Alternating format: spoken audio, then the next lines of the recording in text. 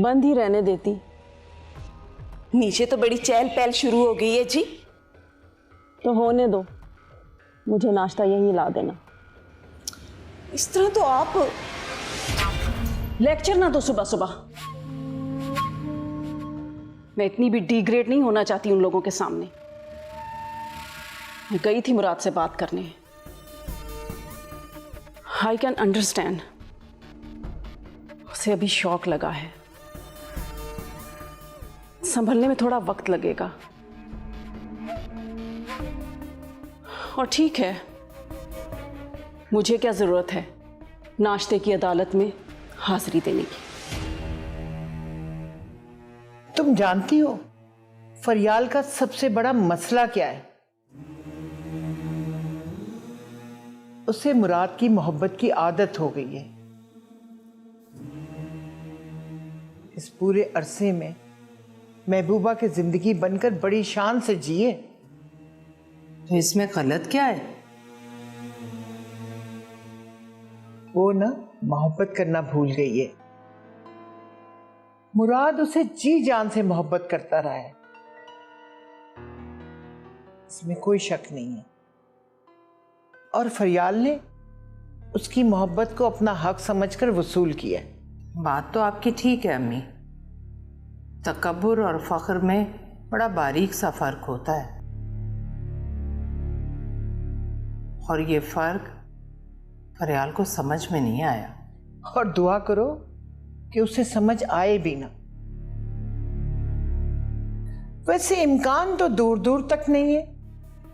और मैं उन बेगमात को अपनी हंसी उड़ाने का मौका क्यों दूं? हाजिर से ज्यादा वजन गायब होने वाले का होता है, उसी की कमी चुभती है। और मैं चाहती हूं मुराद को मेरी कमी का एहसास हो, और होगा, जरूर होगा। वो एक दिन लौट कर आएगा मेरे पास, तुम देख लेना।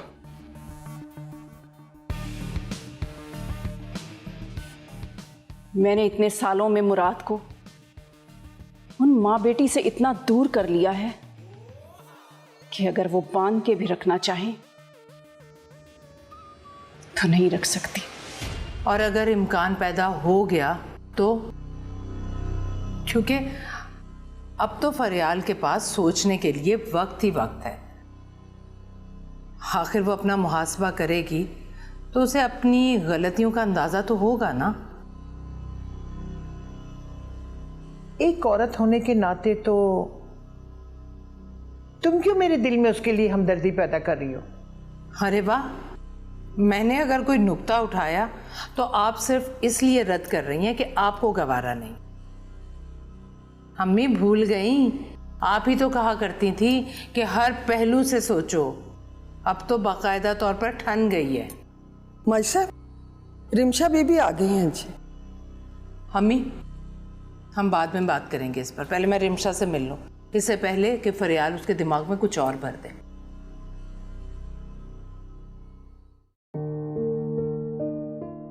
चाय पिला दो यार। जी मैं लाती हूँ।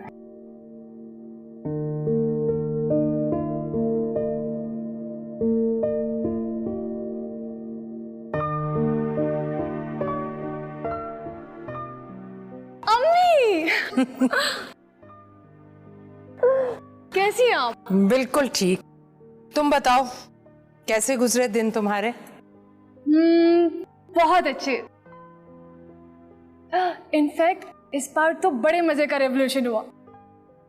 आपको पता है वो जो इशरत आंटी है, वो अपने जमाने में डाइजेस्ट राइटर भी थी।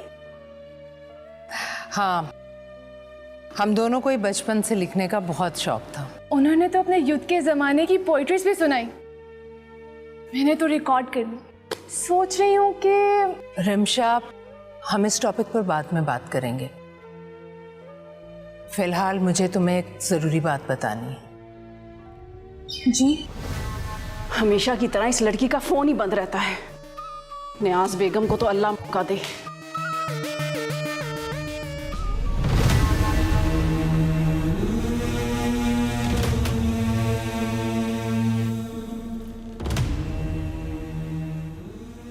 ये सिचुएशन मेरी समझ में नहीं आ रही है।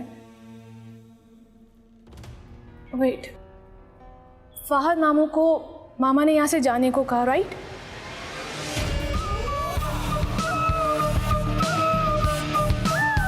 एंड देन सडनली रानी के पेरेंट्स। रिमशा, ओह मामा, हम आपके बारे में बात कर रहे थे। और मुझे बताने की जहमत नहीं की कि तुम वापस आ गई हो।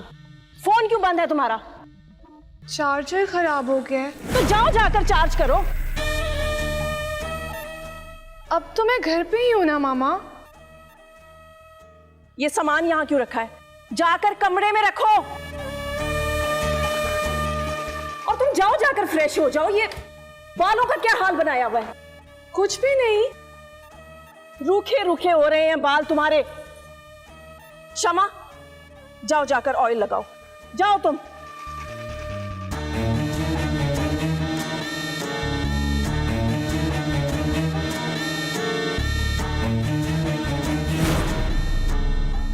और आप क्या पट्टियां पढ़ा रही थी उसे? फरियाल,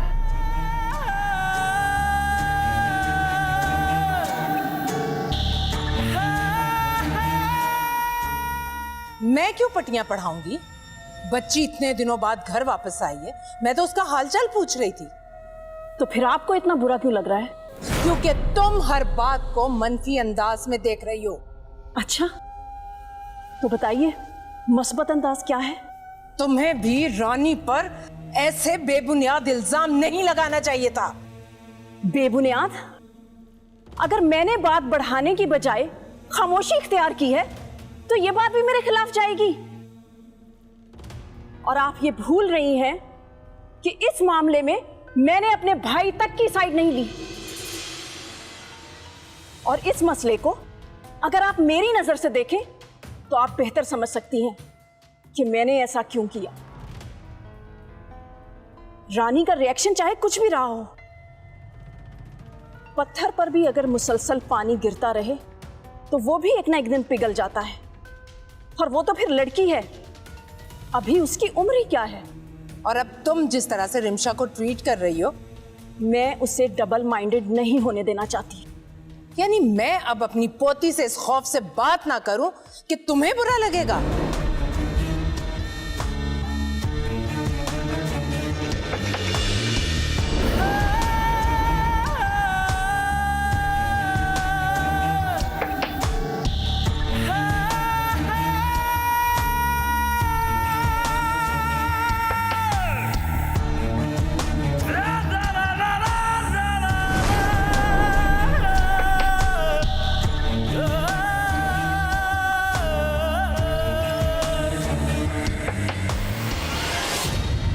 इस घर में कौन आएगा कौन नहीं, इसका फैसला सिर्फ मैं ही कर सकती हूँ। हाँ, अगर तुम्हें बुरा लगे तो तुम जहां जी चाहे जा सकते हो। नहीं, डॉक्टर ने पराठा खाने से मना किया है। स्लाइस खाओ, वो भी सूखा।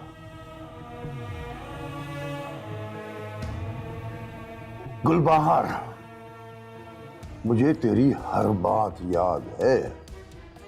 मां, हर वो बात जो तू मुझे उचकलें देने के लिए करती है ना। कोई बात नहीं, मेरा वक्त भी आएगा मेरा वक्त, जब मैं तुझसे किन किन के बदले लूंगा, हैं? गिनती करो अपने दिन पूरे होने की। ये ख्वाब तो पूरा होने से रहा।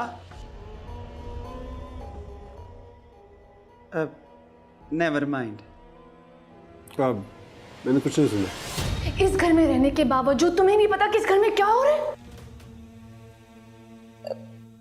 नहीं, वो मेरे कहने का मतलब। तुम अपने कहने का मतलब सब छोड़ो और मुझे वो बताओ जो इस घर में हुआ मेरे जाने के बाद। अगर तुमने मुझे नहीं बताया ना तो मैं खुद जाके पापा से पूछ लूंगी। तुझे हवेली का हिस्सा बनता देख के ना मुझे बहुत अच्छा लगा रानी। और मुझे अच्छा लगेगा जब ये सिकंजवी सरकार को बहुत अच्छी लगेगी।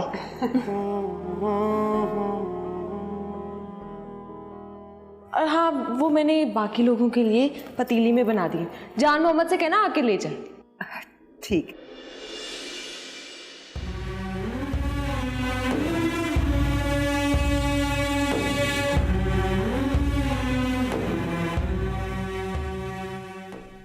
मुंशी जी,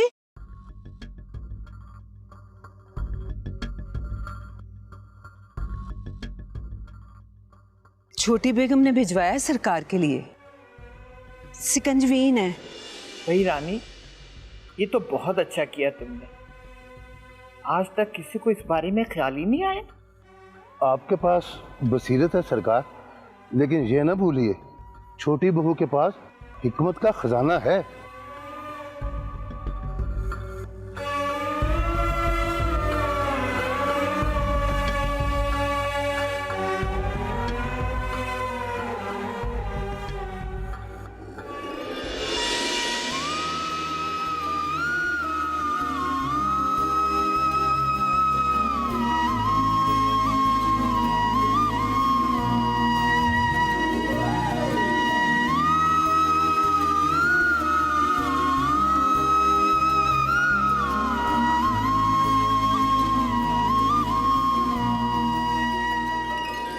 हम लोग ज़रूरी बातों पर ध्यान देते हैं। भूख लगी तो खाना खा लिया, प्यास लगी पानी पी लिया, जूस और चाय की तलब हुई तो चाय पी तो दिल जला लिया। जी, वो मैं सोच रही थी कि क्या सोच रही थी? और मैं ये सोच रही हूँ कि जो दास्तान तुम उस हवेली में छोड़ आए हो, अगर तुम यहां रहे तो फिर हमारी हवेली के हालात भी खराब हो जाएंगे। तो मैं कहाँ जाऊँ? आप मेरी नादर से बात करवाएं प्लीज। अब उन नादर से बात करने की जरूरत नहीं है, मैंने ड्राइवर को समझा दिया है, वो तुम्हें हमारे खानपुर वाले घर ले जाएगा। अब घर जरा छोटा है लेकिन तुम्हारी जरूरत के मुताबिक है। आसपास हमारी जमीनें हैं, नौकर चाकर है वहां पे, तुम्हें किसी चीज की कोई परेशानी नहीं होगी। अब ड्राइवर बाहर तुम्हारा इंतजार कर रहा है। आपने तो मुझे सोचने समझने की मोहलत नहीं दी। तुम्हें सोचने की क्या जरूरत, तुम सिर्फ अपना सिर छुपाओ जाओ। अगर तुम यहां पे रहने के लिए बज़िद हो ना तो 2-4 दिन में नादर आ जाता है, फिर देखते हैं तुम्हारा क्या कर। Anyways, thanks for your help.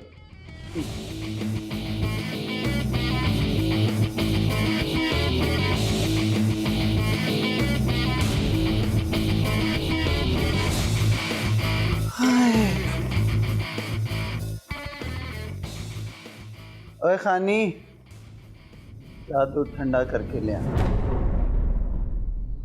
बाप का अलग कमरा सेट करने में मदद कर रही है, उसे कोई परवाह नहीं है कि मुझ पे क्या गुजर रही है।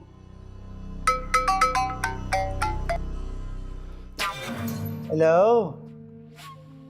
कौन? दुश्मन की दुश्मन। कहाँ गई तुम्हारी शान बेनियाजी? कहाँ गया तुम्हारा गुरूर? जिन चीजों की कदरों कीमत तुम्हारी नजर में कुछ नहीं थी, उन्हीं के ना होने ने तुम्हें 2 कौड़ी का कर दिया फरियाल बीबी।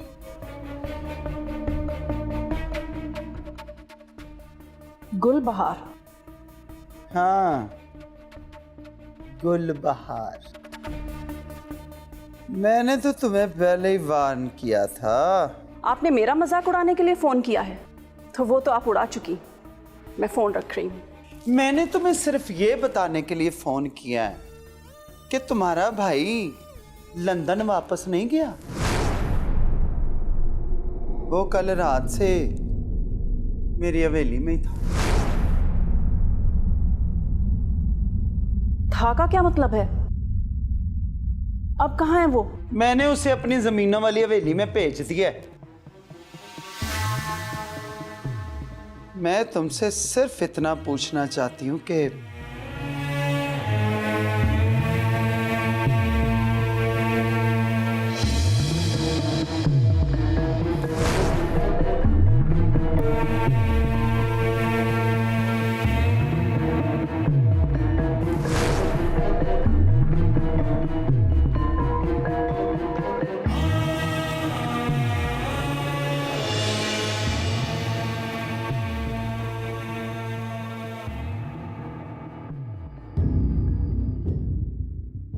पहले तो मैं भी यही समझी कि उसने मुझे शर्मिंदा करने के लिए फोन किया है, लेकिन फिर समझ आया कि बात कुछ और है। क्या मतलब? मतलब ये कि जिस वक्त मुझे लगने लगा था कि हालात मेरे बस से बाहर हो गए हैं,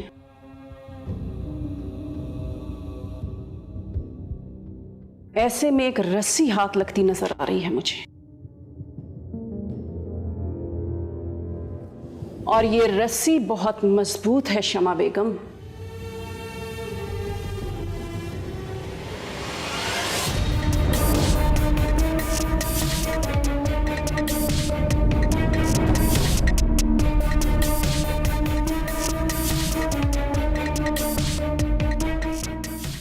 लेट्स गो।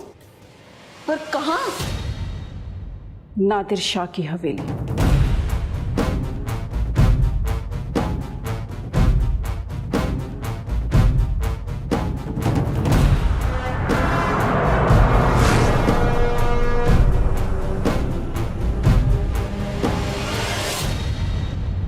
कि आज फरियाल को दरबार जाने की क्या सोची? जब दिया रंज बुतों ने तो खुदा याद आया।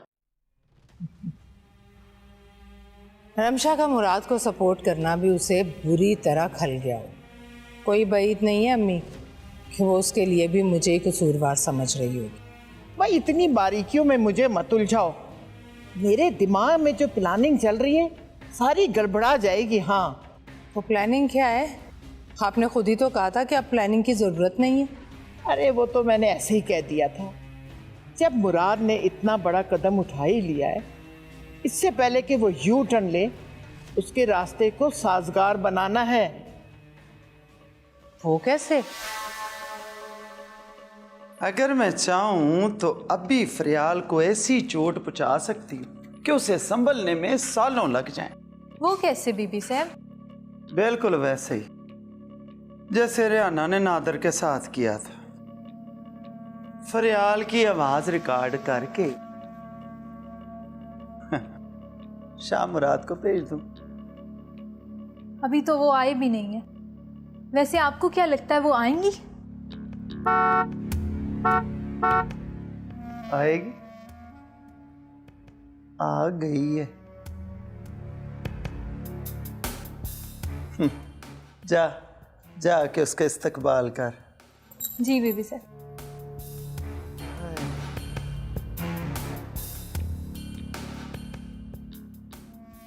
आए गुलबहार।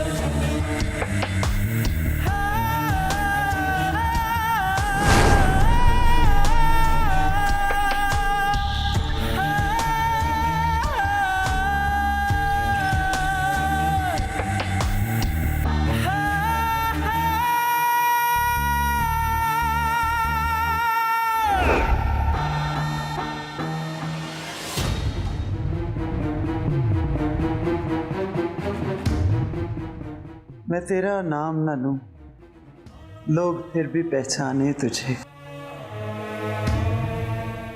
आप अपना तारुफ है हवा बहार की। हवेली को वाकई बहुत संभाल के रखा है आपने।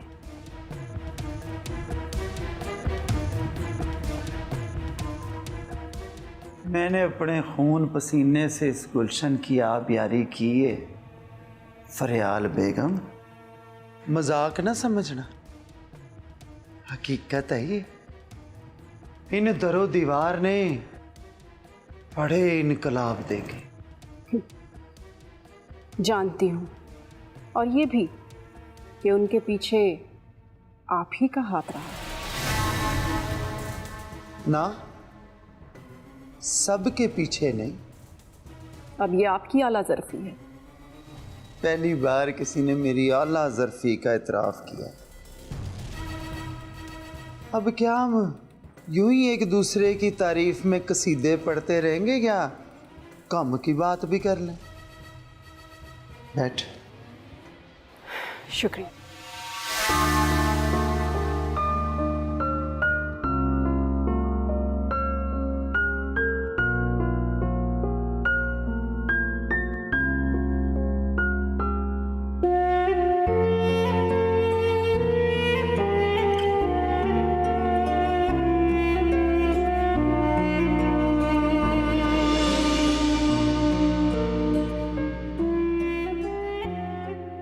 वाह रानी साहिबा, आजकल तो आपका अपने कमरे में दिल लगता है। भाई मजाक कर रही हूं, पूरी हवेली अब तो आप ही की है।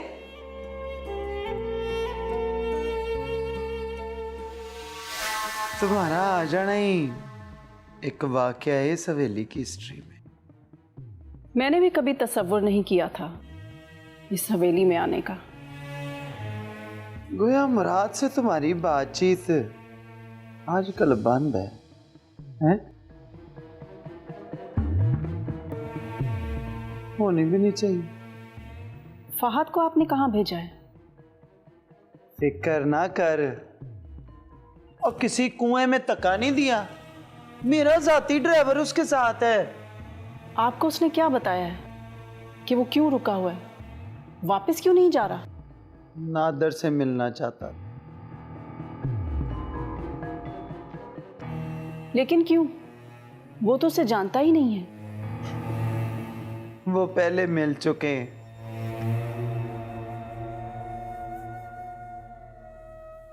उसका अब और यहां रहना ठीक नहीं होगा। किस लिए? मैंने तुम्हें पहले भी कहा है फरियाल बेगम कि तुमने हमेशा अपनी जात के बारे में सोचा। रखियो गालब मुझे इस तलख नवाई में मार। तो देख फरियाल बेगम, मैं बहुत स्टेट फॉरवर्ड किस्म की औरत, शायद इसीलिए मुझे सिर्फ तुमने आला ज़र्फ कहा है या नियाज बेगम समझती है मुझे।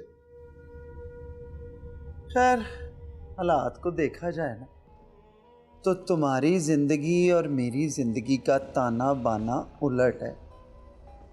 गोया तुम मेरी अल्टर ईगो हो। हमारी जिंदगियां एक दूसरे का तजाद है। मेरी जिंदगी में नफीसा फरियाल बनकर आई और तुम्हारी जिंदगी में रानी गुलबहार बनकर। है ना जी बात? कहानी वही, बस शख्सियतें बदल गई। तो क्या आप नफीसा से बदला नहीं लेना चाहेंगी?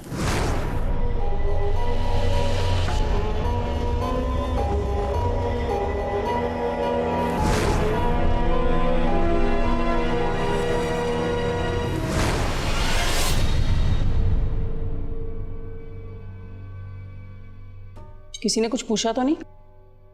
नफीसा बीबी कह रही थी इतनी देर। जैसे ये गर्ल्स हॉस्टल है और वो इसकी सुपरवाइजर है। आपको अब भी लगता है कि गुलबहार भी आपकी मदद करेंगी? बड़ी चालाक औरत है वो। ये आपको आज पता लगा? नहीं, अंदाजा था मुझे, लेकिन मैंने सोचा कि मिलने में क्या हर्ज है। वो डूबते को तिनके का सहारा भी बहुत होता है कमलिए। मैंने तो सुना था कि बड़े नखरे वाली औरत है फरियाल बीबी, मगर आपने तो बीबी साहब हर बात ही मुंह पे मार दी। अगले को भी तो पता होना चाहिए कि सामने वाला भी उससे कट नहीं। हवेली की इतनी खबरें तो मेरे और तुम्हारे पास नहीं होती जितनी उसके पास होती हैं। जबकि आना जाना भी नहीं है उसका यहाँ। ये जो गांव की औरतें आकर बैठी रहती हैं ना यहाँ हवेली में, उन्हीं के सामने दुखड़े रोती रहती होंगी नफीसा और नियाज बेगम, और वो वहां जाके बता देती होंगी। अरे मैंने तो उसे हैरान करने के लिए वो बातें की थी, मुझे थोड़ा टाइम चाहिए था। किस लिए बीबी साहब? मेरा नहीं ख्याल था कि वह पहली मुलाकात में मुझे एक पासे करके नादर से मिलने का इरादा जाहिर करेगी। मेरे अंदाजे से ज्यादा तेज दिमाग है उसका। मैं क्यों उसे सर पे बिठाकर खुद को डिग्रेड कराती फिरूं? असल दुश्मन कौन है? रानी, और रानी का तलबगार नादिर। मैं जैसे जैसे नादिर के बारे में सोचती गई मेरा जहन खुलता गया। और हाँ, मुझे याद आया कि नादिर तो शादी के बाद भी बाज नहीं आया। वो उस केस की मिसाल ले लो, रानी के मंगेतर के अगवा वाला। उसमें दूसरी तरफ कौन था? नादिर ही तो था। कैसे मुराद को नाकों चने चबवा दिए थे उसने। ये तो है। तो मैं गुलबहार के नखरे क्यों उठाऊं? डायरेक्ट उसी से क्यों ना बात करूं? तुम सिर्फ रानी पर नजर रखो, एक आध दिन में मैं मुराद से फिर बात करूंगी। हालात की ऐसी खिचड़ी बना दूंगी कि मुराद के दिमाग में जो कड़वाहट है सारी खत्म हो जाएगी।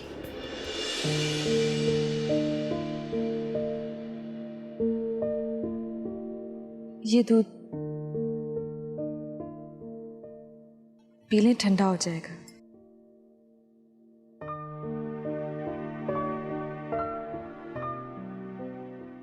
सुनो रानी जी।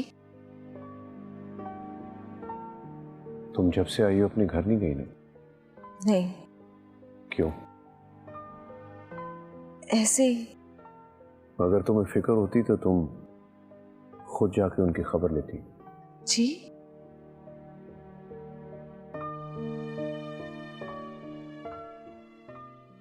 तुम जी हाँ और जी नहीं के अलावा भी कुछ बोलती हो? बैठो।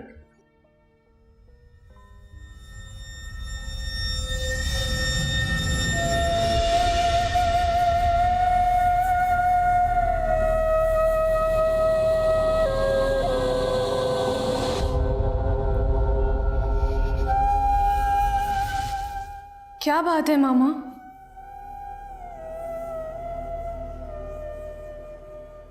ये तुम पूछ रही हो? मैं कुछ समझी नहीं, क्या हुआ है? इस घर में मेरा जीना मुश्किल हो गया है, ये हुआ है। और मेरा गला घोटने वालों में तुम्हारे हाथ भी शामिल हो गए।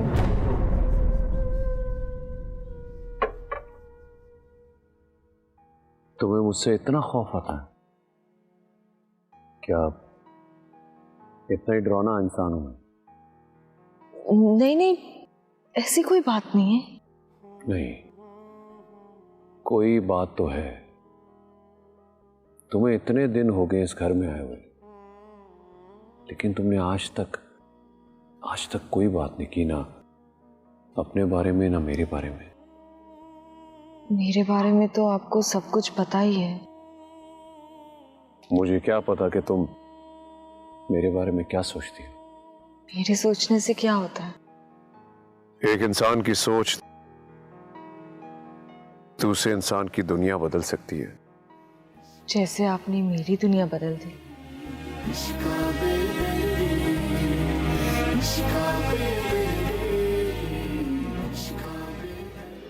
तुम्हें ये सारी बातें हंसी मजाक लगती हैं, लेकिन जिंदगी बच्चों का खेल नहीं है रिमशा। हम ऐसे ही कोई एक साइड लेकर दूसरे को अकेला नहीं छोड़ सकते, जैसे तुम कर रही हो। तुमने मुझे बिल्कुल ही निग्लेक्ट कर दिया। तुम बताओ, मेरी क्या गलती है? क्या कसूर है मेरा? मामा, मैं किसी को ना खुश नहीं देखना चाहती हूँ, ना आपको, ना ही पापा को, और ना ही किसी को सही और गलत के तराजू में तोल रही हूँ। आप दोनों मेरी जिंदगी का अहम हिस्सा है और हमेशा रहेंगे। मैं आपको निग्लेक्ट नहीं कर रही हूँ, सिर्फ पापा के साथ कुछ टाइम स्पेंड कर रही हूँ, जो अदरवाइज मुझे नहीं मिलेगा। हम सब खुद गर्जों के सोचते हैं मामा, लेकिन खुद को बदलना नहीं चाहते। बस चाहते हैं कि दूसरा हमारे लिए बदल जाए। मैं ऐसा कुछ भी एक्सपेक्ट करके आप में से किसी को नहीं खोना चाहती हूँ। अब आप मुझे बताएं, क्या ये मेरी गलती है?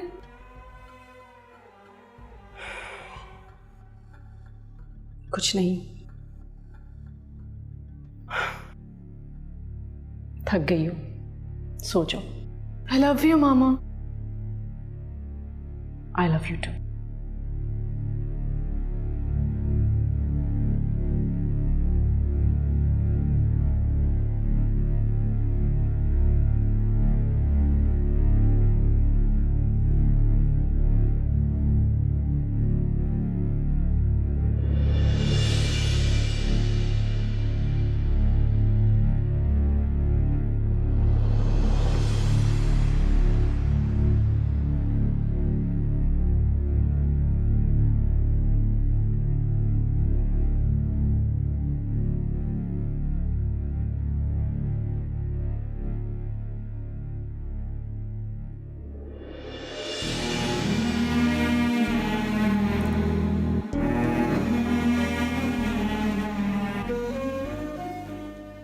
साबित हुआ कि आज भी मुराद की नज़र में उसकी हैसियत एक गुलामजादी से ज़्यादा की नहीं है। तुमने रात कितने बजे चेक किया था? 2-2:15 बजे। 2-2:15। मुराद स्टडी में सोए थे या हॉल में? स्टडी में। हॉल में तो जान मोहम्मद सोता है। अच्छा, तो ये बताओ कि आजकल रानी क्या कर रही है? मैंने तो जब भी देखा है किचन में ही देखा है। इतनी भी टॉप की शेफ नहीं है कि खाना खिला के मुराद का दिल जीत लेगी। ये फोन क्यों बंद है नादर का? रियाल ज्यादा देर चुप बैठने वाली नहीं है। वो जल्द अज जल्द नादर से राब्ता करने की कोशिश जरूर करेगी। पर आप क्या कहेंगी नादिर साईं को कि वो फरियाल बीबी से बात ना सुने? बात तो वो उसकी जरूर सुनेगा। मैं तो बस फरियाल के भरोसे को मशकूक बनाऊंगी किसी तरह। वैसे जितना टाइम हो गया रानी की शादी को, नादिर साईं का जहन अपने आप ही बदल जाना चाहिए था। बदल जाता अगर इस नए जख्म के साथ पुराने जख्म ना होते जो इस खानदान ने दिए थे। बीबी साहब, फिर इस रस्साकशी का अंजाम क्या होगा?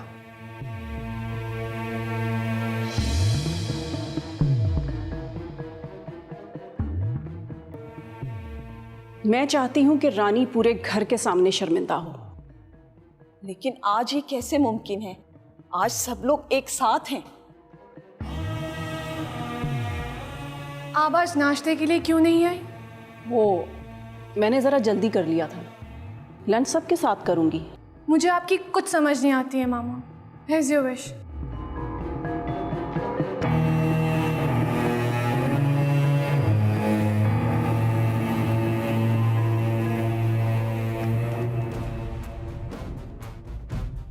अब मेरे लायक क्या हुक्म है? तुम किसी लायक नहीं।